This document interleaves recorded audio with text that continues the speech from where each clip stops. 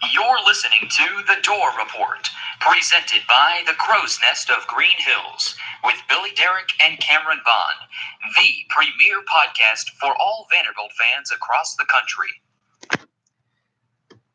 Good evening and welcome into another edition of the Dore Report, presented by not the Crow's Nest. We still have to get that fix in our audio, but it is presented by the great folks at Alaco Hardwood Flooring. If you're looking for someone trustworthy and reliable to apply new hardwood flooring, look no further than the folks at Alaco Hardwood Flooring. Jimmy Alaco and his staff are the best in town and will get your job done in a heartbeat. No matter what style you're going for, you can trust your flooring job to Alaco Hardwood Flooring. Take a walk through the woods in your home every day. Get your job started today. For more information, log on to alacohardwoodflooring.com or call 615-356-0303. That's 615-356-0303. Welcome in, Vanderbilt fans, to episode number 6 of the Dore Report. We took a little bit of a mini fall break the past couple weeks, and we are back and better than ever with another episode of the Dore Report. So glad all of you are able to join me here on a beautiful Thursday evening in the Naples area of Florida, obviously with Hurricane Michael hitting hard in the Mexico Beach area over in the northwestern panhandle of Florida. So prayers continued for everyone there involved with Hurricane Michael. But right now we're going to send our focus up to the 615 area for the folks in Nashville to talk about Commodores athletics. And we're going to begin, before we recap last week's Georgia game and then look ahead to this week's Florida game, let's talk about some basketball. Vanderbilt men's basketball team had their pro day a couple days ago inside Memorial Gym's the practice facility, and the team looked really good. Bryce Drew had some nice things to say about guys like Darius Garland, Semi Shitu, and Saban Lee. There were actually over 50 NBA scouts in attendance, and when you look at this team, I just can't help but get excited because you have so much talent at every position. At the guard position, you got guys like Darius Garland, Saban Lee, Maxwell Evans. Joe Toy will probably actually be playing his position this year after being forced to play the 4 spot last year. He'll probably be more of a 3 position at the slasher position. But again, I cannot wait to watch this Vanderbilt basketball team. When you have guys like Semi Shitu and Darius Garland just transform your program as they come here into Nashville. And also you got guys like James Wiseman, who could be on the team next year for the 2019 class. Exciting time for Vanderbilt fans. Basketball is on the horizon. They will tip off November 11th. Again, that is the first game. So again, when you think about this team, they have so much more depth than they did last year. And of course, whenever you bring in a guy like Darius Garland, that just excites everyone in the program. The season actually starts November 6th. So that is the season opener for the Commodores, November the 6th. And they'll get things going here in the 2018 season. So once again, the Pro Day was this past week for Vanderbilt men's basketball. And we will keep on talking about this Vanderbilt team as the season as the season nears. And now let's move the discussion over to the Georgia game last week. Vanderbilt suffered a 41-13 loss to the Georgia Bulldogs last week, and the Commodores, they know they're close. Bruno Reagan had an interesting quote. He said, "We're so close. We're unbelievably close. It's just about playing better. We're right there." We saw that in the Georgia game. We were driving up and down the field. So this Commodores team, I'm pretty sure, is confident. This is a confident team. And another quote earlier this week in the Tuesday media availability, Coach Mason said, in quote, "Now is the time where, if you look at it, you're halfway through the season, you're heading into the first game on the backside of that. If you're going to make the run, you've got to make a run now. So let's make a run." And I think that excites a lot of the Vanderbilt fans out there, just the confidence and the the excitedness of this team that they haven't lost hope. There's still a lot of season left to play. And there's a lot of important games on the docket still for the Commodores. You look ahead in the schedule, you got a game on the road at Kentucky next week, which should be an interesting one with Kentucky after their loss last week on the road to Texas A&M in Aggieland. So, again, this Commodores team, I was not necessarily impressed with the defense against Georgia in the second half, but the offense in the first half, that game very well could have been Vanderbilt could have been leading that game at the half. They could have been up at the half. but they squandered chances. I don't like the 4th-and-1 play call from Coach Mason, as many Vanderbilt fans did not like. I'm sure he might regret that call looking back. But again, that's not the only thing you look at here in this game. I think you have to feed the ball to Keyshawn Vaughn. You have to give Keyshawn Vaughn the ball because of the fact that he had 9 carries for nearly 80 yards. That's 7 yards a carry. It's actually over 8 yards a carry. And that's over 8 yards a carry this entire season for Keyshawn Vaughn. So when you look at his numbers, they're staggering. They really are. And I know the Commodores feel comfortable with either of their 4 stable of running backs back there. I know you have guys like Kari Blasingame and Jamari Wakefield and Josh Crawford. Heck, even Javion Marlowe will probably getting more playing time here soon. So, again, I just think you have to.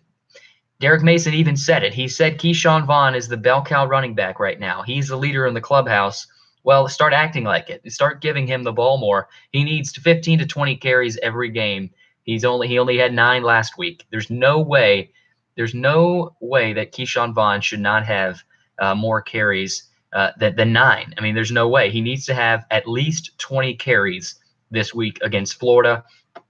And also, I noticed again in the Georgia game last week where Vanderbilt would run these short little screen passes where Shermer would be able to lob it and loop it over the defensive line, and they made great gains out of that. But I feel like if he had Keyshawn Vaughn in the game, he could have broken it and scored into the end zone. So I just think I like Keyshawn Vaughn on the field at all times. Not necessarily all times, but even on 3rd and 2, where you keep giving it to Kari Blasingame and he keeps getting stuffed.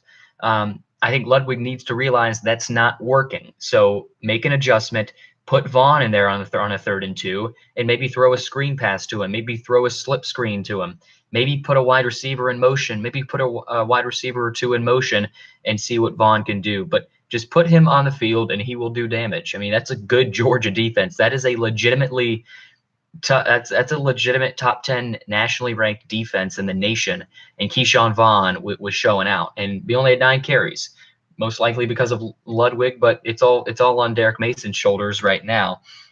So in other news, though, Kalijah Lipscomb has been named to the Biletnikoff Award watch list. He's a junior, obviously, so he'll probably stay next year for the season. But again, the Commodores and the Gators are ready to square off this week. Florida is brimming with confidence after an emotional win against LSU, which is ranked 12th in the nation. But the last thing that Coach Dan Mullen wants is for the number 14 Gators to feel overconfident heading into Saturday's matchup at Reeling Vanderbilt. Florida is sitting at 5-1 overall, 3-1 in the SEC. Again, they defeated LSU last week 27-19. The Commodores are 3-3. 0-2 in the SEC. They are still seeking their first conference win. Of course, after that loss, as we just talked about, to Georgia last week, Florida is favored by 7. And, this is an interesting game because it's a trap game for Florida. Dan Mullen's going to have trick plays up his sleeve.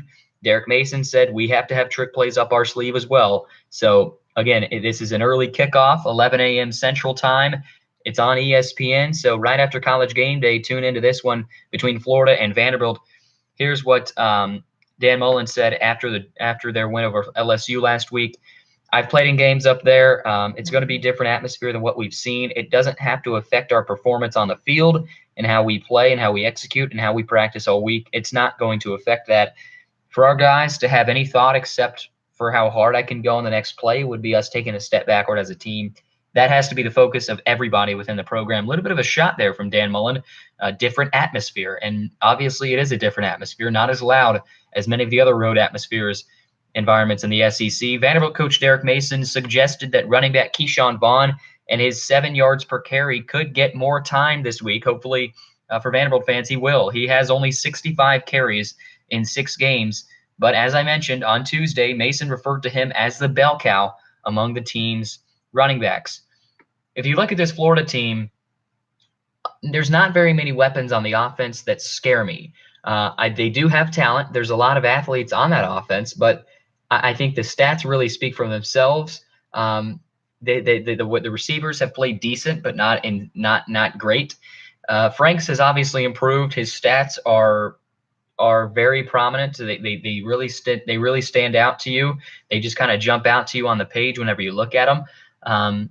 but I think Felipe Franks I think he has shown that he can handle hostile road environments this season. He led the Gators to back-to-back wins at Tennessee and at Mississippi State in late September. He's still just a redshirt sophomore. He's still a young player. He was 12 of 27 for 161 yards and 1 touchdown and only 1 interception against LSU. So if he can play like that, Florida wins.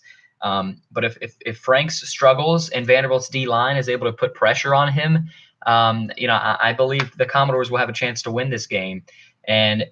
But the thing is, there's an exception there. This Commodores offense has to be mistake-free. They cannot turn the ball over. They have to limit the pressure that this Florida defense puts on Shermer. Because whenever you look at a team like Florida and their defense, they're one of the better defenses in the SEC. They got a lot of big beef up front on the defensive line. They've got good secondary players. Brad Stewart Jr. is probably one of the better safeties in the SEC. So again, I think this offensive line for Vanderbilt is going to be the X factor in this one because number one, they have to be able to block in the run game, but number two, and more importantly, they have to help out Kyle Shermer. I know they're not going to be able to 100% protect him the entire time. Shermer, he's going to be sacked a few times. That's inevitable because Vanderbilt's offensive line is never big enough to handle the beef up front against these big-time SEC teams. So, again, in terms of a successful game plan for the Commodores, I think on defense you have to bring different blitz packages. Jason Tarver has to have some different blitz schemes up his sleeve on a 3rd and 10 to attack Franks, but Franks is also a decent runner. So you cannot let Franks get out of the pocket and run on you because he will. And he showed that he can do that last week against LSU. So, again, I just think if Vanderbilt wants to win this game, the offensive line has to do its job 100% of the time. And doing its job doesn't necessarily entail not allowing Shermer to get sacked because Shermer is going to get sacked against Florida this week. It's inevitable, as I just mentioned. But the line has to play their best game of the season because this Florida defense is ferocious. They play an attacking style, and they're going to come at you, as they always do against Vanderbilt. That's the way SEC teams always bring more pressure against Vanderbilt because they know they're susceptible to turn the ball over if they do get pressure. So again, I like Vanderbilt in this game. I'm going to predict Vanderbilt to defeat the Florida Gators 23-17. I like the Commodores in this one. I think they're going to be down 17-16 late, and the Commodores will score a late touchdown and make it 23-17, and they will hold off the Gators to win in Nashville and kick off a 6-win season for the Commodores. So this is going to be the kickstart game for the Commodores. So again, I've got Vanderbilt winning 23-17 this Saturday. Do not forget to tune in on ESPN. Sit back, relax, watch 2 hours of College Game Day from 9 to 11, and then keep it on ESPN for Vanderbilt and number 14 Florida. The Gators are 5-1. The Commodores are 3-3.